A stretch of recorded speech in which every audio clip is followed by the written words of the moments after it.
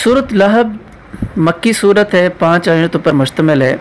अबू लहब हज़ूर अक़दस सल्लल्लाहु अलैहि वसल्लम का एक चचा था जो आपकी दावत इस्लाम के बाद आपका दुश्मन हो गया था और तरह तरह से आपको तकलीफ़ पहुंचाता था।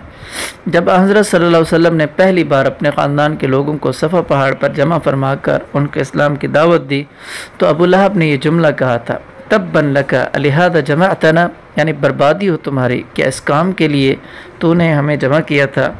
तो उसके जवाब में यह सूरत नाजिल हुई। इसमें पहले तो अबू लहब को बद्दुआ दी गई कि बर्बादी माज़अल्लाह नबी करीम सल्लल्लाहु अलैहि वसल्लम के नहीं बल्कि हाथ अबू लहब के बर्बाद हों।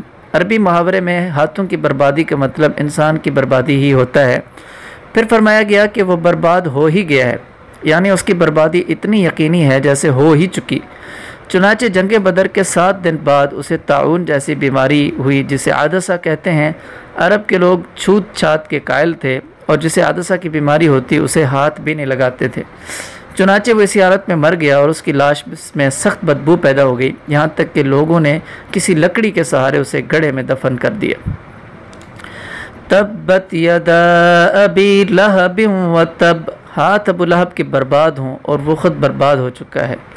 मा अगना अन्हु मालुहु व मा कसब, उसकी दौलत और उसने जो कमाई की थी वो उसके कुछ काम नहीं आई।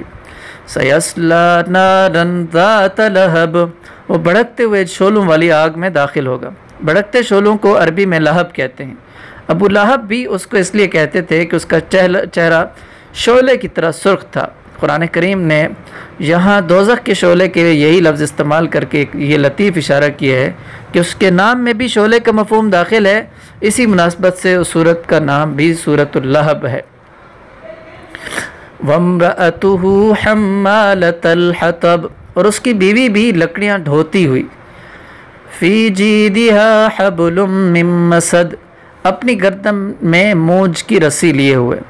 अबू लहब की बीवी उम्मे जमील कहलाती है। वो भी हज़ूर अक़दस सल्लल्लाहु अलैहि वसल्लम की दुश्मनी में अपने शौहर के साथ बराबर की शरीक थी। बाद रिवायतों में है कि वो रात के वक़्त आप सल्लल्लाहु अलैहि वसल्लम के रास्ते में कांटेदार लकड़ियाँ बिछाया करती थी और आपको तरह तरह सताया करती थी। और इसी तरीके से ये जो उसको मूंछ की रस्सी लिए हुए है गर्दन में, इसका मतलब बाज़ मुफस्सिरीन ने बताया कि अगरचे वो एक बाइज़्ज़त घराने की थी लेकिन अपनी कंजूसी की वजह से ईंधन की यानी ये उसका हम्मालतल हतब का मतलब ये हुआ कि वो अपनी कंजूसी की वजह से ईंधन की लकड़ियाँ ख़ुद ढोकर लाती थी। और बाज़ हज़रात ने फरमाया कि वहाँ हज़रत सल्लल्लाहु अलैहि वसल्लम के रास्ते में जो कांटेदार लकड़ियाँ बिछाती थी उसकी तरफ इशारा है। इन दोनों सूरतों में लकड़ियाँ ढोने की ये सिफत दुनिया ही से मुताल्लिक़ है। और बाज़ मुफस्सिरीन ने यह भी फरमाया है कि उसके दोज़ख में दाखिले की हालत बयान फरमाई गई है और ये मतलब ये है कि वो दोज़ख में लकड़ियों का गठड़ा उठाए दाखिल होगी। कुरान करीम के अल्फाज में दोनों माना मुमकिन है और हमने जो तर्जमा किया है उसमें भी दोनों तफसीरों की गुंजाइश है। और जो दूसरी बात होगी कि फ़ी जीदिहा हब्ल मिन मसद, यानी पहली तफसीर के मुताबिक जब ये औरत लकड़ियाँ ढो कर लाती तो उसकी मूंछ की रस्सी से बांध कर, तो उनको मूंछ की रस्सी से बांध कर रस्सी को अपने गले में लपेट लेती थी। और दूसरी तफसीर के मुताबिक ये भी है कि दोज़ख में दाखिले की कैफियत बयान हो रही है कि इसके गले में मूंछ की रस्सी की तरह तौक पड़ा होगा।